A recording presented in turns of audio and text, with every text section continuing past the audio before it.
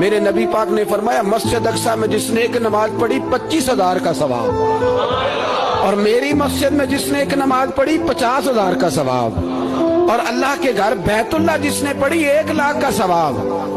مسجد اقصی کا تو ذکر ہی چھوڑ گیا ہے، کیوں؟ وہ مسجد جس کی طرف منہ کر کے 15 سال میرے نبی پاک نے نماز ادا کی، مسجد اقصی کی طرف جدھر منہ کر کے تیرے اور میرے رسول نماز پڑھتے رہے، آج وہ مسجد یہودی کے قبضے میں ہے۔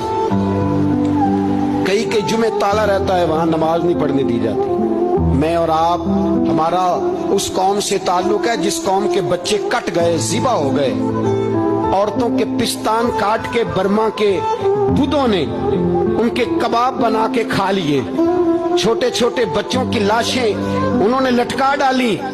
میرے بھائی تجھے خبر ہی نہیں، یہ تو جانا تو کبھی گنبد خضرا پہ، تو میرے مصطفیٰ نے فرمایا من ازا مسلم فقد ازانی، فرمایا جب میرا مسلمان تکلیف میں ہوتا ہے تو میں گنبد میں تکلیف میں ہوتا ہوں، مجھے درد ہوتا ہے، مجھے اذیت ہوتی ہے۔ پوچھ جا کے محبوب پاک سے، میرے عزیز کسی کو غم ہی نہیں ان لوگوں کا، کسی کو پرواہ ہی نہیں، کچھ سوچتا ہی نہیں ان کے بارے میں۔